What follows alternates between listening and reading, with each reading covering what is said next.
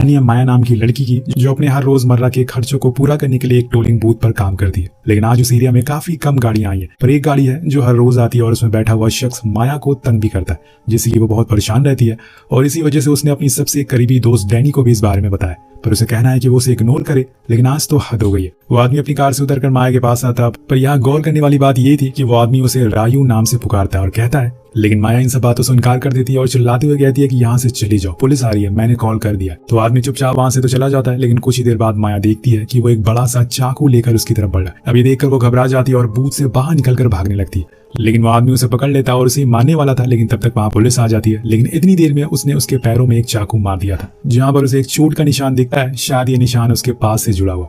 Well, समय बीत जाता, माया ने वो जॉब छोड़ दिया। उस हादसे के बाद अब उसने अपनी दोस्त डैनी के साथ एक बिजनेस कर लिया है, पर वो कुछ खास चल नहीं रहा है। कुछ दिनों के बाद माया को उसकी आंटी के पास एक फोटो मिलता है, जो कि उसके मॉम डैड का था, और फोटो में वो भी थी। लेकिन दोनों की नजर इनके पीछे बने घर पे जाती है, जो माया के पेरेंट्स का था। इसके बाद जब वो उस फोटो को पलटते हैं तो उन्हें वहां उस घर का एड्रेस भी मिलता है, और उस फोटो में लिखा था रायू, यानी कि वो आदमी सच बोल रहा था। अब माया का असली नाम रायू है, लेकिन उसे इतना सब कुछ कैसे पता था, वो उसे मानना क्यों चाहता था, ये सब आपको पता चल जाएगा। अब दोनों के दिमाग में एक आइडिया आता है कि क्यों ना वो इस घर को क्लेम करे और उसे बेचकर जो भी पैसे मिले वो अपना बिजनेस में लगा दे। लेकिन इसके लिए उन्हें गांव जाना होगा, क्योंकि शायद वहां किसी पे इसके डॉक्यूमेंट मौजूद हो। लेकिन तभी माया को कुछ महसूस होता है। जब वो वॉशरूम जाकर देखती है तो उसके पैर में वही कट से एक पेपर बाहर आ रहा था। अब उस छोटे से नोट को वो बाहर निकालती है जिसमें कुछ लिखा हुआ था, इसलिए वो उसकी फोटो क्लिक कर लेती है। अब वो डैनी को अपने साथ चलने के लिए मना लेती है, और इसके बाद वो लोग बस में बैठ जाते हैं, जहाँ माया अपने को पैसेंजर को वो नोट दिखाती है और उसके बारे में पूछती है। वो देखकर कहता है कि ये एक रक्षा कवच है जो आत्माओं को दूर रखता है। लेकिन आखिर ये माया के पैर में कैसे पहुंचा, वो भी स्किन के अंदर कैसे पॉसिबल हो सकता है।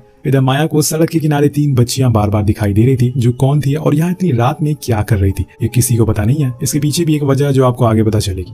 वेल, फाइनली ये लोग बस स्टॉप पर पहुंच जाते हैं, लेकिन विलेज तक जाने के लिए कोई टांगे वाला राजी नहीं था, और बड़ी मुश्किलों बाद उन्हें एक आदमी मिलता है जो चलने के लिए मानता है। बीच रास्ते में वो उन्हें उस विलेज के बारे में बहुत सी चीजें बताता है, जैसे कि वहाँ पे घर तो बहुत सारे हैं लेकिन लोग बहुत ही कम है। जो थे वो किसी अनजान चीज की वजह से मारे गए या फिर किसी बीमारी की वजह से मर गए। ये सब सुन के उन्हें बहुत ही अजीब लगता है कि ऐसे कैसे हो सकता है। अब इसके बाद वो उन्हें गांव के सरपंच के घर के आगे छोड़ देता है, लेकिन वहां वो नहीं था। उसकी माँ बाहर आती, जिन्हें माया अपनी रियल आइडेंटिटी नहीं बताती, और वो कहती है कि हम स्टूडेंट हैं और यहाँ पर पपेट हिस्ट्री के बारे में खोज करने के लिए आए हैं। और वो लेडी कहती है कि आज कोई नहीं है, तुम लोग कल आना। लेकिन आज रात ये कहाँ गुजारेंगे, यहाँ तो उन्हें कोई जानता भी नहीं है। तो माया को यहाँ पर वही पुराना घर याद आता है। वो उसे ढूंढते हुए पहुंच जाती है, जो पिछले 20 सालों से बंद था। लेकिन आज की रात ये यही गुजारने वाले हैं। वो बिना कुछ सोचे समझे अंदर चले जाते हैं। वहाँ माया को अपने मॉम डैड की कई सारी फोटोज मिलती है, लेकिन सोचने वाली बात ये थी कि उन सारी फोटोज में कहीं भी माया नजर नहीं आ रही थी। पर ऐसा क्यों है? तभी उन्हें बाहर से कुछ आवाजें आती है, शायद कोई मर गया था, उसे वो लोग दफनाने के लिए ले जा रहे थे। अब वो दोनों उसके पीछे पीछे चले जाते, जहाँ पर वो हरजोई गांव के कब्रिस्तान में पहुंच जाते। वहाँ माया को अपनी मॉम डैड की ग्रेव भी मिलती है। वहाँ वो थोड़ी दूर रुकते हैं, पर आते समय उन्हें पता चलता है कि ये सेमेट्री असल में उसके पेरेंट्स ने ही बनवाई थी, लेकिन गांव वालों ने उनके नाम छुपा दिया, शायद इसलिए क्योंकि वो उन्हें पसंद नहीं करते, या फिर कोई और वजह थी। अब दोनों घर वापस आ जाते हैं, लेकिन उस रात माया को कुछ आवाजें सुनाई देती है। वो डैनी को भी उठाती है, लेकिन वो नहीं उठती, तो वो अकेले ही जाती है। पर यह आवाज दूसरे घर से आ रही थी, जहाँ पर हम एक औरत को लेबर पेन में देखते हैं, जिसकी डिलीवरी होते ही सब कुछ चुप हो जाते हैं। उसी दौरान वहाँ पर सरपंच आते हैं, जो उस बच्चे को अपने साथ ले जाता है, और फिर उस बच्चे की आवाज ही नहीं आती। तो यहाँ उन्होंने उस बच्चे के साथ क्या किया हम नहीं जानते। लेकिन जब अगले दिन ये दोनों सोकर उठते हैं तो उन्हें पता चलता है कि आज फिर से गाँव में किसी की मौत हो गई है और उसे दफनाने के लिए ले जाया जा रहा है। आखिर ये लोग कौन है जो हर दिन मर रहे हैं? यही सवाल माया के दिमाग को परेशान करने लगता है। वो दोनों उनका पीछा करते हैं और इस बार उन्हें पता चलता है कि ये उसी बच्चे का फ्यूनरल है जिसका जन्म कल हुआ था, पर वो तो जिंदा था और सरपंच उसे कहीं ले गया था। क्या पता इसमें उसी का हाथ हो, पर क्यों? अब कुछ ही देर बाद सरपंच पहली बार उन दोनों को देखता है। वो उनसे आने की वजह पूछता है, तो माया उन्हें वही बताती है कि वो स्टूडेंट है और यहाँ पे पपेट हिस्ट्री के बारे में जानने आई है। लेकिन उन्हें यकीन नहीं हो रहा था, इसलिए वो उनकी एज पूछते हैं। तो माया झूठ बोलती है कि वो 20 साल की है, जिसके बाद सरपंच कल उन दोनों को अपने घर बुलाते हैं। लेकिन दोनों बहुत ही डरे हुए थे, और सबसे ज्यादा तो डैनी। लेकिन माया उसे घर भेज देती है ताकि वो आराम कर सके, और खुद जाकर वो खाने का सामान खरीदती है। एक शॉप पर उसे राठी नाम की लड़की मिलती है,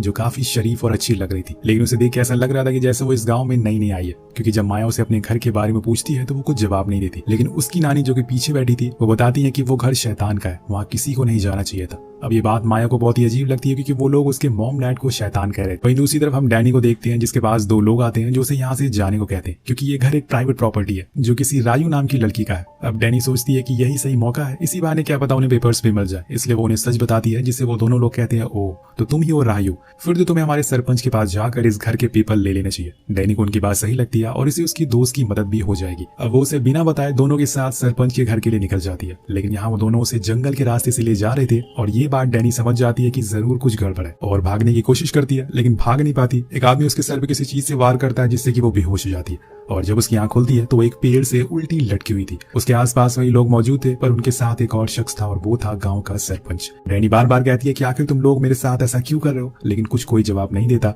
हम वहां पर कुछ नुकीले औजारों को भी देखते हैं, जैसे कि आज वो लोग डैनी की बलि देने वाले। लेकिन तभी वहां पे सरपंच की मां आ जाती है, जिसे देखकर डैनी को लगता है कि शायद वो उसे बचा लेगी, लेकिन वो तो उल्टा उसका गला काट देती है और फिर उसकी स्किन को उतार कर उसके शरीर से अलग कर देती है और फिर बाहर आकर उसे टांग देती है। लेकिन आखिर ये सब हो क्या रहा है, ये कि शैतान की बात कर रहे हैं। दूसरी तरफ जब माया घर आती है तो डैनी उसे कहीं दिखाई नहीं देती, इसलिए वो घबरा जाती है और उसे ढूंढने के लिए बाहर जाती है। यहाँ तक कि सरपंच के घर भी जाती है, लेकिन वो उसे बहुत ही आसानी से झूठ बोल देता है कि उसे नहीं पता और कहता है कि तुम टेंशन मत लो, मैं कुछ लोगों को भेजता हूँ। शाम से रात हो जाती है, लेकिन डैनी का कोई अता पता नहीं था। माया एक बार फिर से सरपंच के घर जाती है, लेकिन वहाँ किसी तरह का प्रोग्राम हो रहा था। सभी लोग बहुत ही खुश थे। वहाँ माया को भी वो दो लोग मिलते हैं जिन्होंने डैनी को मारा था। अब वो उससे भी पूछती है, लेकिन वो लोग भी उसे बातों में भटका देते हैं, जिससे माया की अब दिक्कतें और बढ़ने लगती है। वो घर आती है और रोने लगती है क्योंकि उसकी वजह से डैनी पर आई थी। उसी दौरान एक बच्ची उसके पास आती है जो उसे बताती है कि पास वाले घर में एक औरत मां बनने वाली है। तो माया उसके पीछा करते हुए उस घर में पहुंचती है, जहाँ की खिड़की से वो जो देखती है उसके तो होश ही उड़ जाते हैं। एक औरत ने बिना स्किन वाले बच्चे को जन्म दिया था जो बहुत ही डरावना लग रहा था। वहाँ पे सरपंच भी मौजूद था जो उस बच्चे को पानी में डुबाकर मार देता है और ये देखकर माया की रूह कांप जाती है। उससे कुछ हल्की सी आवाज निकल जाती है जिससे कि सभी को पता चल जाता है कि बाहर कोई है। पर वहाँ उस बच्चे का बाप सरपंच से कहता है,